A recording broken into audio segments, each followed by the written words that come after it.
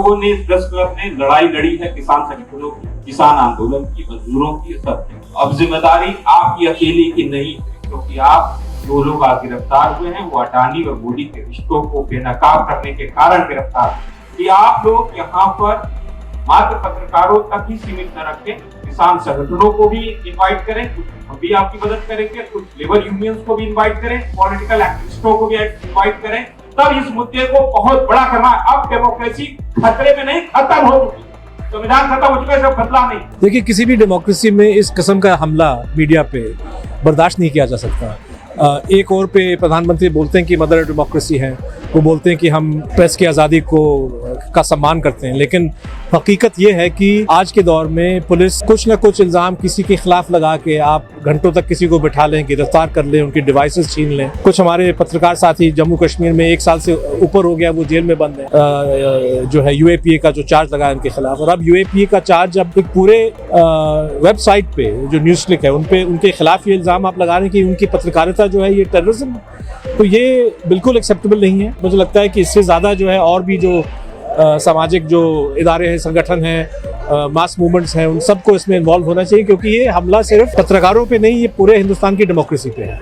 जो है आपके भाई सोहेल आशमी हिस्टोरियन को भी जो है तो हिरासत में लिया गया, अब उनकी क्या सूरत हाल है? उनको छोड़ा गया है या नहीं छोड़ा गया है? नहीं, उनको हिरासत में नहीं लिया गया। सुबह 6:30 बजे उनके घर पे 6 लोग आए थे, 2 वर्दी में थे, 4 बगैर वर्दी के थे। तो 2 घंटा उनसे पूछताछ की, बाद में उनका लैपटॉप, उनका फ़ोन, हार्ड डिस्क और कई पेन ड्राइव वगैरह वहाँ से लेके गए। लेकिन बात यही है कि एक पूरा डर का माहौल बनाने की बात है।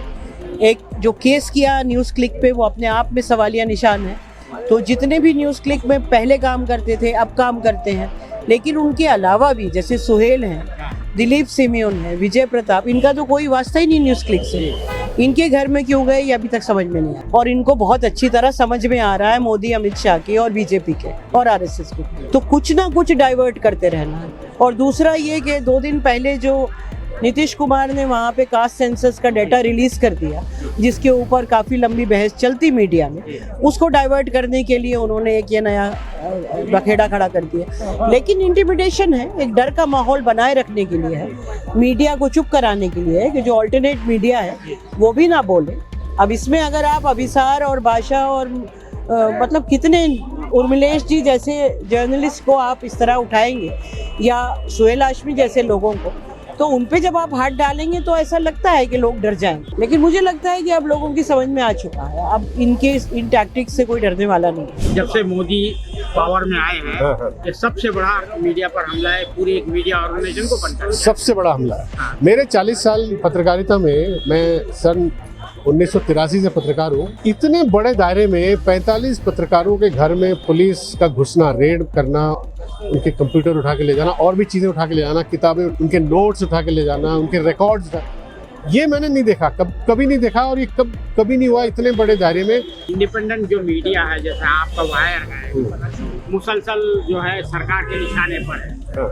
लेकिन यहाँ पर जो देखने में आता है कि हमारी जो पुलिस है या ब्यूरोक्रेसी है या जुडिशरी है, उसमें स्पाइन बहुत कम होता है कि वो सच का साथ नहीं देती। अदर देन जो अदर डेमोक्रेसीज है, वेस्टर्न डेमोक्रेसीज है, आपके लिए कहीं ना कहीं एवेन्यू है सेफ्टी के लिए, सिक्योरिटी के लिए, लेकिन यहाँ पे वैसे एवेन्यू जो है वो है नहीं, आप लोग फेस कर रहे हैं। क्या कहेंगे आप? देखिए, वो तो आप सही कह रहे हैं, सरकार ने सबको डरा धमका के रखा हुआ है। पुलिस तो पूरी तरह उन्हीं के साथ है, और पुलिस एक जमाने में पत्रकारों का आदर करती थी पुलिस। आजकल तो आप अगर यूपी में चले जाओ तो कोई किसी का कुछ पता नहीं, कब कोई पत्रकार को उठा के ले जाए। कि जो लोगों को डिटेन किया गया था या क्वेश्चनिंग के लिए गया, तो उनसे जिस तरह के जो सवाल किए जा रहे थे, तो उसको किस तरह से आप असेस करेंगे कि इनका जो माइंडसेट है क्या काम कर रहा है?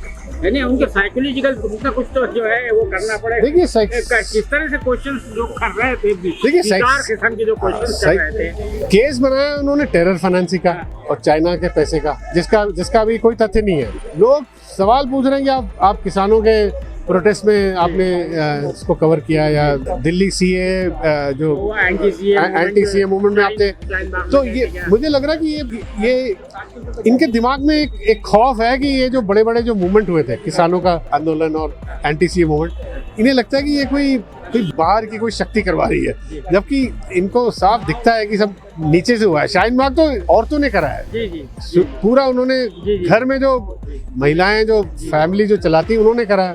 तो अब उसमें शायद ढूंढ रहे होंगे उसमें चाइना का क्या इन्वॉल्वमेंट है, इसका क्या इन्वॉल्वमेंट है, चाइनीज पैसा आ रहा है कहीं से। और चाइनीज पैसा वैसे तो आ रहा है सब जगह, पीएम केयर में भी चाइनीज पैसा आ रहा है, कोई बता नहीं रहा कि कितना पैसा है पीएम केयर। जो इन्होंने केस करे आप देख लीजिए, इनका रिकॉर्ड है 9 साल में, कोई तथ्य नहीं है। ईडी 100 में से ये तो सुप्रीम कोर्ट में अभिषेक सिंघवी लॉयर ने आंकड़े पेश किए थे। ईडी का जो कन्विक्शन रेट है 100 केस अगर ये मनी लॉन्ड्रिंग का अगर वो फाइल करता है, इनका कन्विक्शन रेट है 0.5%, मतलब एक भी केस 1% नहीं है। ऐसा रिकॉर्ड को लेके आप दुनिया में कहीं भी जाओगे तो आपकी तो थू ही होगी। आ रही है जो बड़े इंटरनेशनल फोरम में भी सब डिस्कस हो रहा है कि ईडी क्या करती है, कितना इनका कन्विक्शन रेट है। और अभी भाई बाइडन जैसे यूएस प्रेसिडेंट ने, हालांकि हिंदुस्तान के साथ अमेरिका संबंध बढ़ा रहा है, बढ़ाते बढ़ाते मोदी जी को ये भी कह रहे हैं ना प्राइवेटली कि भी आप ये जरा ह्यूमन राइट्स और मीडिया फ्रीडम पे ध्यान दीजिए। ये मतलब आप अपने आप को डेमोक्रेसी कहते हो तो ये इन सब चीज़ों पे एक मिनिमम स्टैंडर्ड तो मेंटेन करके रखना पड़ेगा। उसका इनके पास जवाब नहीं है, इनके पास कोई। अपने आप को मदर डेमोक्रेसी कहना शुरू कर दिया, मदर ऑफ डेमोक्रेसी तो बोल रहे हैं, मगर जो कल वाला किस्सा हुआ है तो मैं अजीत अंजुम के प्रोग्राम में तो मैंने कहा ये तो वो हिसाब हो गया। G20 के दौरान चुप बैठे थे कि भाई सब ज़्यादा कुछ करना नहीं चाहिए और G20 इतने सारे देश आ रहे हैं, इनके सामने अच्छा बिहेवियर होना चाहिए। G20 खत्म हुआ, शुरू हो गए जो डेमोक्रेसी की माँ अपने बच्चों पे प्रहार कर रही है। इमरजेंसी से भी बदतर दौर चल रहा है। इस दौर का खात्मा उसी सूरत में हो सकता है जब अगले साल जो इलेक्शन होंगे उसमें इस गवर्नमेंट को इक़्तिदार से बेदखल कर दिया जाए। कैमरामैन जीशान राय के साथ मैं अब्दुल बारी मसूद, नई दिल्ली।